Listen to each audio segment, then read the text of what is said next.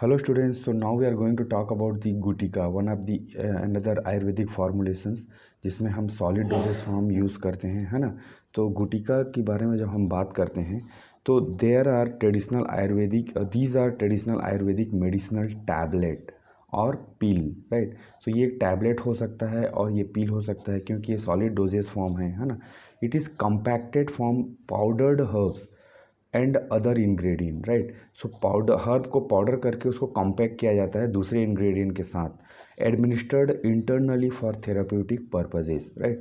सो यहाँ से ये कंफर्म हो चुका है कि गुटिका एक सॉलिड डोजेस फॉर्म है जो कि एक टैबलेट है और इट में बी एनी पील, राइट। सो इसमें क्या करते हैं हम डिफरेंट हर्बल फार्मूलेशन को, हर्बल पार्ट को, हर्ब्स को अदर इंग्रेडिएंट के साथ कंपैक्ट किया जाता है, कंप्रेस किया जाता है टैबलेट बनाने के लिए, पील बनाने के लिए, जो कि इंटरनली यूज़ होता है। जैसे एंटी डायबिटिक हो गया, मधुनाशनी, मुक्तावटी, है ना, वो सब हो सकता है।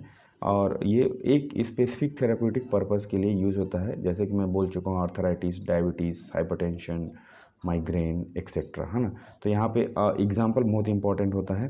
तो एग्जाम्पल में हम देख सकते हैं कस्तूरादि गुटिका, चित्रकादि गुटिका, बिल्वादि गुटिका एंड प्राणादा गुटिका। तो ये एग्जाम्पल जो है बहुत ही ईजीएस्ट एग्जाम्पल और पॉपुलर एग्जाम्पल को पिक किया गया है। तो आप इसको देख सकते हैं, कस्तूरादि, चित्रकादि, बिल्वादि, प्राणादा। तो ये आराम से याद कर सकते हैं, इसमें कोई फार्मूला भी आप लगा सकते हैं अपने कन्वीनियंस के हिसाब से, ठीक है। अब हम बात करते हैं मेथड ऑफ प्रिपरेशन की। तो जब हम मेथड ऑफ प्रिपरेशन की बात करते हैं, कुछ स्टेप्स हैं जिनको हमको यहाँ पे लेना पड़ेगा। जैसे कि फॉर एग्ज़ाम्पल आप देख सकते हैं सिलेक्शन ऑफ इंग्रेडिएंट, राइट। तो सिलेक्शन ऑफ इंग्रेडिएंट में हम जब बात करेंगे, ये कैसा होगा, based on desired therapeutic effect. किस चीज़ के लिए हम गुटिका बना रहे हैं, टैबलेट बना रहे हैं, हर्बल टैबलेट, ठीक है, उसके हिसाब से उस इंग्रेडिएंट का डिसीजन होगा। जैसे कि एंटी डायबिटिक है तो एंटी डायबिटिक में हम ले सकते हैं बिटर गार्ड, हम ले सकते हैं नीम, हम ले सकते हैं जामुन का सीड, है ना। तो वैसे जितने भी एंटी डायबिटिक प्रॉपर्टी कंटेंट वाले हर्ब्स रहेंगे उनको हम कलेक्ट करेंगे and powdered of herbs, right. So ये it may be any leaf, as I told you, it may be any flower, है ना, it may be stem, it may be root, it may be aerial part, entire plant part. तो इनको हम क्या करने वाले हैं, हम इनको पाउडर फॉर्म में कन्वर्ट कर देंगे बाय द ग्राइंडर और mixture, right. Grind selected herbs to increase surface area. तो जब ये छोटे छोटे पार्टिकल्स में हो जाएंगे तो इसके सरफेस एरिया, यहाँ पे क्या था, ये only outer surface was available for extraction and other thing, ठीक है। यहाँ पे जब ये छोटे छोटे पार्टिकल में हो गए तो यहाँ पे ओपन हो गया, ये ओपन हो गया, ये ओपन हो गया, चारों तरफ से ये ओपन हो गया, ऊपर और नीचे, राइट। इस तरह से 6 साइड से ये ओपन हो गया। ये तो मैं आपको स्क्वायर शेप में बता रहा हूँ, इस तरह से ये किसी भी शेप में हो सकता है, ओवल, राउंड, है ना। ये बेस्ड ऑन द कैसे ग्राइंड हुआ है तो इसका सरफेस एरिया इंक्रीज हो जाता है, to increase the surface area, right. Mixing with binders, तो यहाँ पे बाइंडर्स की ज़रूरत हमको पड़ेगी। तो हम लोग बाइंडर्स को इसमें मिक्स करेंगे जो कि इस सारे इंग्रेडिएंट को एक दूसरे से बाइंड करके रखेगा जब हम उसको टैबलेट में कंपैक्ट करेंगे, ठीक है। कंबाइन विथ सुइटेबल बाइंडर और एक्सीपिएंट की भी ज़रूरत पड़ सकती है क्योंकि टैबलेट बनने जा रहे हैं, है ना। अब इसमें क्या क्या यूज हो सकता है, घी, हनी, जैगरी और एनी एक्सट्रैक्ट, राइट। सो कोई सा भी जो आइटम्स है उसमें हम बाइंडर और एक्सीपिएंट दोनों हम इसमें डाल सकते हैं। इट में भी घी, इट में भी हनी, जैगरी और समथिंग लाइक दैट, राइट। इसके बाद क्या होता है, फार्मूलेशन ऑफ डर्ट। तो इसमें क्या करते हैं, mix the herbs and binder properly, this all has to be mixed properly, है ना, thoroughly to form homogeneous. So it should be homogeneous in nature, right. दो बराबर मात्रा में ही होना चाहिए जितनी क्वांटिटी है ना। इसके बाद ये अच्छी तरीके से मिक्स होने के बाद इसी को हम बोलेंगे डर्ट, राइट। तो इसको हम यूज़ करने वाले हैं टैबलेट कंप्रेशन के लिए, राइट। तो अब क्या आ जाता है, tablet compression, right. Compress the mixture into tablet. तो यहाँ पे हम कंप्रेशन मशीन यूज़ करते हैं जिसमें डाई और पंच होता है ना। ये यहाँ पे हम पाउडर को फिल कर देंगे, इसी पाउडर को यहाँ पे फिल कर देंगे और ये पंच करेगा, और पंच करने के बाद यहाँ से हमको एक डिफरेंट तरह का टैबलेट प्राप्त होने लगेगा जो कि सेम साइज और शेप में रहेगा, है ना। उसके बाद ये अब इसमें क्या है, हम इसमें हनी यूज़ किए हैं, है ना, हनी या घी, तो ये थोड़ा सा लिक्विड फॉर्म में रहेगा, थोड़ा सा मतलब वो रहेगा, तो इसको ड्राई करना ज़रूरी है। तो फॉर ड्राइंग हम इसमें ट्रे ड्रायर यूज़ कर सकते हैं, और इट में भी एनी सन मतलब normal drying also we can be use. So dry freshly formed tablet, ये it has to be dry properly. उसके बाद हम आते हैं क्वालिटी कंट्रोल के लिए। उसकी प्योरिटी और पोटेंसी को हम चेक करेंगे ईच एंड एवरी टैबलेट का, डिपेंड ऑन द मतलब रैंडमली भी सेलेक्ट कर सकते हैं, और उस तरह से एक एक टैबलेट का भी देख सकते हैं। जहाँ पे डाउट हुआ वहाँ पे ज़्यादा होगा, जहाँ पे डाउट नहीं है वहाँ पे कम होगा, ठीक है। अब पैकिंग एंड स्टोरेज, अब इसको पैकिंग किया जाएगा, क्योंकि टैबलेट जैसी नहीं रहेगा ना, या तो एक बॉक्स में रहेगा या स्ट्रिप में रहेगा, तो पैकिंग बहुत इंपॉर्टेंट है। Air tight container, protect from moisture, definitely कहीं कोई भी टैबलेट को मॉइस्चर से प्रोटेक्ट करना चाहिए, एल्युमिनियम फॉइल लगा रहेगा इसमें भी, डिपेंड राइट। लाइट और एनी कंटामिनेशन, क्योंकि अगर इसको खुला छोड़ देंगे तो डेफिनेटली माइक्रोवेल अटैक होगा, किसी भी तरह का टेम्परेचर पीएच फॉल हो सकता है ना। उसके बाद ये सारे चीज़ों को डॉक्यूमेंट करना चाहिए। Maintain detail records of the entire process which has been done to prepare this gutika और वटी। अब आता है स्टैंडर्डाइजेशन की, standardization of the gutika, that is also very important, it is also there in the syllabus and it will be asked, right. तो जब हम standardisation की बात करते हैं तो कुछ पॉइंट्स हैं जिनको हमको यहाँ पे कंसिडर करना चाहिए। The first point, ingredient. अब ये क्या है, सिलेक्शन ऑफ इंग्रेडिएंट जो हम करते हैं उसकी क्वालिटी क्या है।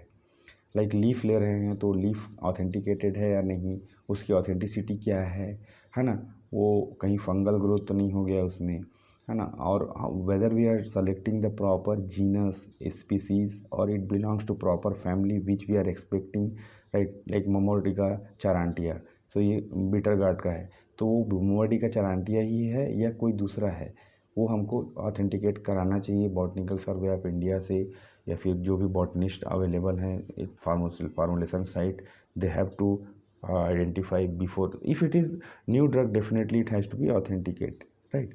Quality analysis, optimum ratio and quantity, ठीक है, उसकी मात्रा कितनी होनी चाहिए, 2 gram 5 gram 50 mg 80 mg, ratio कितना होना चाहिए, 3:5 5:10 1:10, है ना, वो फार्मूला के हिसाब से वो चलने वाला है, ठीक है।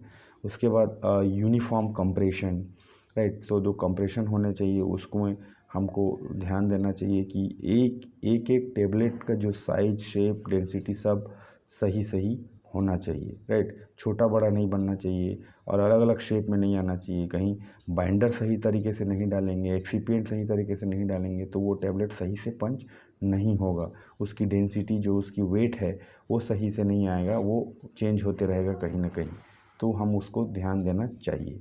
उसके बाद आता है क्वालिटी कंट्रोल, है ना। क्वालिटी कंट्रोल में हम देख सकते हैं यहाँ पे टैबलेट का डिसोल्यूशन टेस्ट कर सकते हैं हम, वो सही तरीके से डिज़ोल्व हो रहा है कि नहीं। डिसोल्यूशन ऑपरेटर्स में एक प्रॉपर टेम्परेचर 37 डिग्री सेंटीग्रेड करके पानी में कितना टाइम ले रहा है वो घोलने के लिए, डिसइंटीग्रेट होने के लिए कितना टाइम ले रहा है, और जो सारे टैबलेट हमने पंच किए हैं उसके वेट वेरिएशन, कहीं सारे टैबलेट हम एक रैंडमली पिक करेंगे और टैबलेट को वे करेंगे तो देखेंगे कि वो सही प्रॉपर वेट में आ रहा है कि नहीं। हर एक टैबलेट का वेट सेम रहना चाहिए, सिमिलर रहना चाहिए, यूनिफॉर्म रहना चाहिए। फ्रीएबिलिटी टेस्टिंग कर सकते हैं जिस भी रॉ मटेरियल को हम पंच करने से पहले, है ना। उसके बाद उसकी प्योरिटी, वो प्योर है कि नहीं, पोटेंसी इफिकेसी है कि नहीं, उसमें वो इफ़ेक्ट दे पा रहा है कि नहीं, safety at the same time कहीं वो टॉक्सिक तो नहीं है, what is the dose recommended, अगर वो ज़्यादा और कम मात्रा में रहेगा तो definitely it is going to, instead of giving the effect it will give the side effect.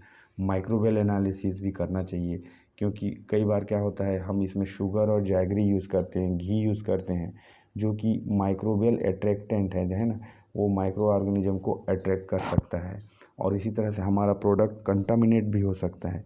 तो माइक्रो ऑर्गेनिज्म का लिमिट होना चाहिए, उसका लिमिट टेस्ट होना चाहिए कि वो है कि नहीं।